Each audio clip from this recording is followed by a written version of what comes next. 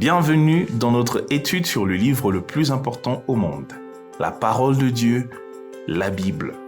Ces leçons sont une introduction ou une vue d'ensemble des livres de la Bible qui permettent d'en assembler toutes les parties pour une meilleure compréhension et une étude future.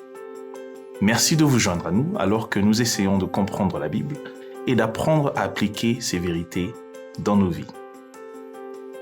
Avant d'étudier les différents livres de la Bible, il convient de répondre à quelques questions. Premièrement, qu'est-ce qu'est la Bible? Deuxièmement, quel est le but de la Bible? Et enfin, comment devons-nous la lire?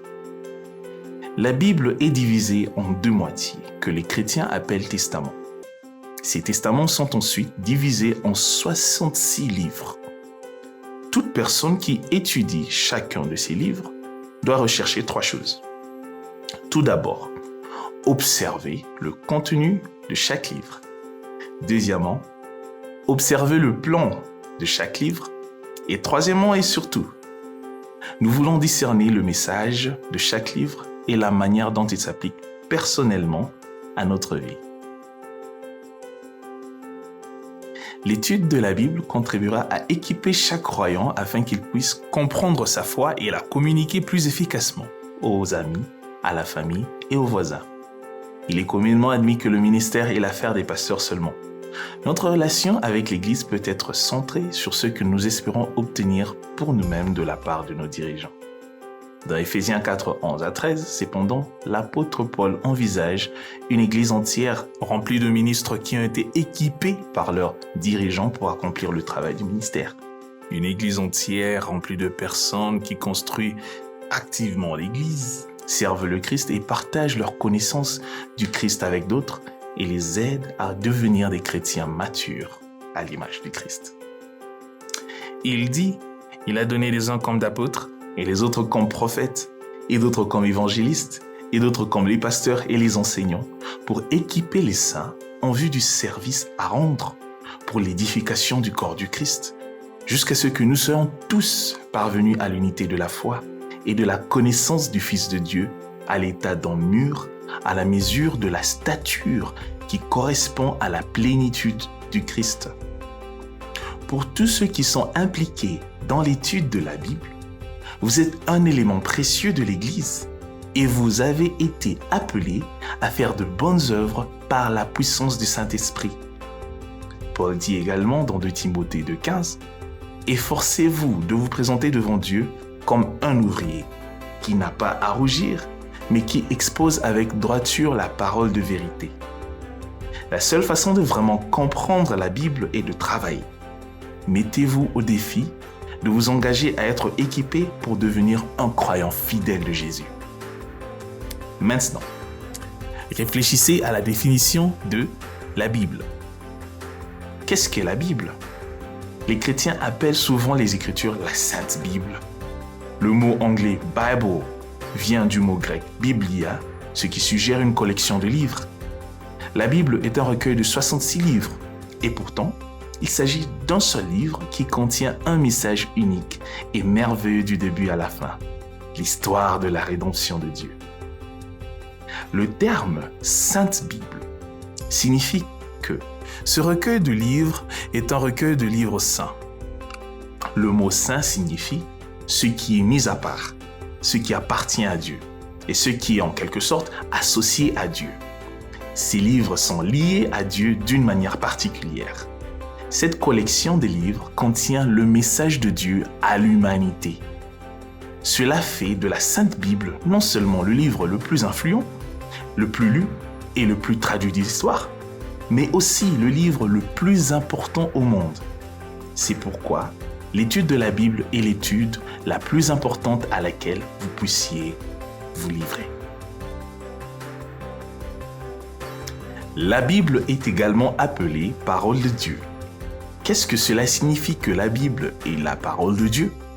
Dans 2 Timothée 3, 16 à 17, l'apôtre Paul a écrit « Toute écriture est inspirée de Dieu et utile pour enseigner, pour convaincre, pour corriger, pour instruire dans la justice, afin que l'homme de Dieu soit accompli, équipé pour toute bonne œuvre. » Cela signifie que toute la Bible a été inspirée par Dieu et qu'elle est utile pour enseigner ce qui est vrai et pour vous faire prendre conscience de ce qui est faux dans votre vie.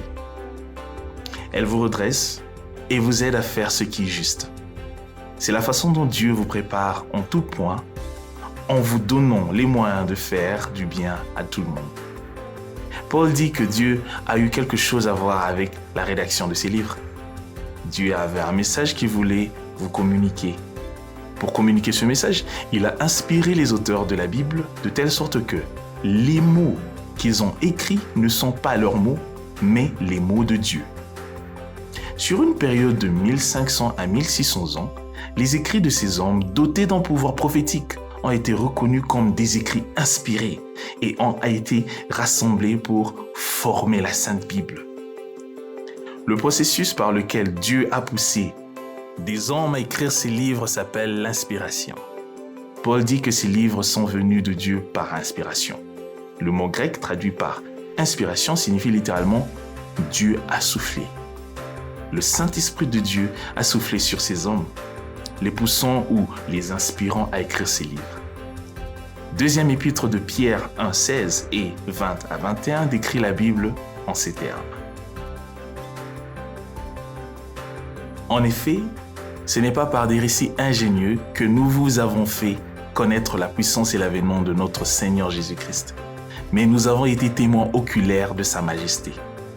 Sachez avant tout qu'aucune des prophéties de l'Écriture n'est sujette à une interprétation personnelle, car aucune prophétie n'a jamais été faite par un acte de volonté humaine. Mais des hommes poussés par le Saint-Esprit ont parlé de la part de Dieu. Ainsi alors que l'apôtre Paul affirme que le miracle de la Bible s'est produit par un processus appelé inspiration. En 2 Timothée 3, 16, 17, Pierre précise ce qu'est l'inspiration. Le message que ces hommes ont écrit dans ces livres n'a pas son origine dans ces hommes. Il provient de Dieu. Tous les messages écrits dans ces livres, inspirés, sont nés dans le cœur de Dieu. Dieu a communiqué ces messages aux hommes et les portant avec l'Esprit Saint. Mais en même temps, l'Esprit de Dieu a utilisé des personnes individuelles pour écrire les livres et a donc utilisé leur personnalité et leur style individuel pour écrire la Bible. L'Esprit de Dieu a poussé ces personnes à écrire et les a guidées tout au long du chemin, mais le message ne leur a pas été dicté. Il existait une relation dynamique entre l'Esprit de Dieu et l'homme au moment où les Écritures ont été révélées et écrites. Pierre a utilisé un beau mot de la langue grecque pour décrire ce transport, le mot ferro. Dans de nombreux endroits où il y a beaucoup d'eau, on utilise des ferryboats, des transporteurs, au lieu des ponts pour traverser les voies navigables pour transporter les gens d'un côté à l'autre. C'est ce que le mot ferro en grec désigne par l'expression transporter. C'est ainsi que Pierre dit que Dieu a transporté ces gens pour les amener là où il le voulait. Les livres de la Bible n'ont pas été placés dans la Bible en fonction de la date de leur rédaction ou de la vie de leurs auteurs. Les 66 livres de la Bible sont organisés en fonction de leur nature. Les livres de la Bible sont divisés en 2 parties. L'une s'appelle l'Ancien Testament et compte 39 livres, et l'autre s'appelle le Nouveau Testament et compte 27 livres. Cela n'a pas toujours été le cas. À l'époque de Jésus, par exemple, il n'existait pas d'Ancien et de Nouveau Testament. Le Nouveau Testament n'ayant pas encore été écrit, les livres qui existaient à l'époque de Jésus étaient simplement appelés Parole de Dieu ou Écriture. C'est après que le Nouveau Testament a été écrit et rassemblé en un ensemble de livres que la distinction a été faite entre l'Ancien Testament et le Nouveau Testament. Le message essentiel de ces livres de l'Ancien Testament est le suivant. Jésus vient. Au début, selon les Écritures, Dieu et l'homme étaient en harmonie. Mais Dieu a fait de l'homme une créature de choix et l'homme a choisi de se détourner de Dieu. Car Dieu ne peut pas se plaire dans la rébellion ou la désobéissance, il y avait une séparation entre Dieu et l'homme. Cette séparation entre Dieu et l'homme est le problème fondamental dont traitent les Écritures. Dans l'Ancien Testament, Dieu nous dit « Je vais faire quelque chose pour cette séparation ». Dans le Nouveau Testament, Dieu nous dit « J'ai fait quelque chose à propos de cette séparation. Me croirez-vous » Les livres de l'Ancien Testament annoncent la venue de Jésus qui va réconcilier la relation brisée entre Dieu et ses créatures. Le Nouveau Testament annonce la bonne nouvelle. Jésus est venu et a réconcilié la relation brisée entre Dieu et l'homme. 2 mots dans l'évangile de Marc résument tout le Nouveau Testament. Il se trouve dans Marc 1,9. Jésus vint. Les livres de l'Ancien Testament sont classés en 4 catégories. Il y a d'abord la Torah, ce qu'on appelle aussi la Pentateuque, c'est-à-dire 5 livres. Il raconte l'histoire des relations de Dieu avec l'homme depuis la création, la chute de l'homme dans le péché et le grand déluge. Il détaille les promesses de Dieu par l'intermédiaire d'Abraham, d'Isaac et de Jacob, également appelé Israël, et de ses enfants. Il raconte l'ascension du grand prophète Moïse qui délivre les Israélites de l'esclavage en Égypte, établit pour eux la loi de Dieu et les amène à la frontière du pays que Dieu a promis à Abraham et à ses enfants. Les 5 livres de la Torah sont suivis des 12 livres d'histoire. Ces 12 livres d'histoire détaillent les événements importants depuis que Josué, l'assistant de Moïse, a fait entrer les Israélites dans la terre promise, a connu une période de trouble au cours de laquelle des juges se sont levés pour gouverner le peuple. Les rois ont régné sur les Israélites jusqu'à ce qu'ils soient emmenés en exil en Mésopotamie.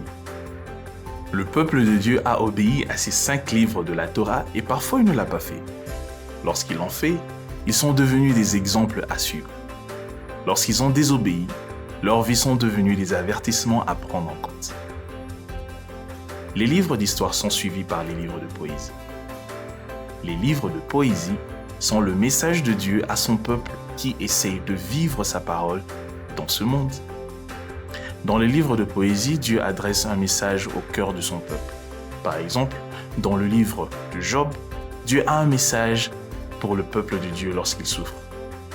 Dans le livre des psaumes, son message porte sur toutes les choses qui se passent dans votre cœur lorsque vous adorez. Dans le livre des proverbes, Dieu enseigne ce à quoi doit ressembler la vie quotidienne dans les relations avec les autres. L'Ecclésiaste est un message de Dieu à son peuple lorsqu'il éprouve dans son cœur des doutes et des frustrations à propos du monde. Le Cantique des Cantiques est un message adressé au peuple de Dieu sur la beauté et les difficultés de l'amour humain. Enfin, la 4e catégorie s'intitule « Les prophètes ». Elle comprend 2 sections. La première est celle des prophètes majeurs, la seconde est celle des prophètes mineurs. Les prophètes majeurs sont appelés prophètes majeurs, non pas parce qu'ils sont supérieurs aux prophètes mineurs, mais parce qu'ils sont longs, alors que les prophètes mineurs sont beaucoup plus courts. Dans le Nouveau Testament, il y a également 4 types de livres. Tout d'abord, il y a 4 livres historiques sur la vie et la mission de Jésus. Les évangiles de Matthieu, Marc, Luc et Jean. Deuxièmement, il existe un livre historique sur la vie et la mission de l'Église primitive, les Actes des Apôtres ou le livre des Actes en abrégé. Ensuite, il y a un ensemble de lettres de certains apôtres aux églises chrétiennes, les épîtres. Il existe 2 collections, les épîtres de Paul et les épîtres générales, qui comprennent la lettre aux Hébreux et les lettres de Pierre, Jean, Jacques et Jude. Le Nouveau Testament se termine par un livre hautement symbolique ou apocalyptique appelé l'Apocalypse, qui est difficile à comprendre. La Bible compte donc 66 livres. Les 39 livres de l'Ancien Testament racontent le rétablissement promis de la relation de l'homme avec Dieu lors de la venue de Jésus, qui se compose de 4 types de livres. Les livres de la Torah, les livres d'histoire, les livres de poésie et les livres prophétiques. Ensuite, 27 livres du Nouveau Testament nous parlent de l'accomplissement de la venue de Jésus et du rétablissement de la relation entre l'homme et Dieu. Il contient 4 types de livres. Les évangiles de Jésus, le livre historique, les Actes des Apôtres, les Lettres des Apôtres et le livre apocalyptique, l'Apocalypse. Merci de vous joindre à cette étude du livre le plus important jamais écrit, la Bible. Enseignez à d'autres personnes désireuses d'en savoir plus et de comprendre la parole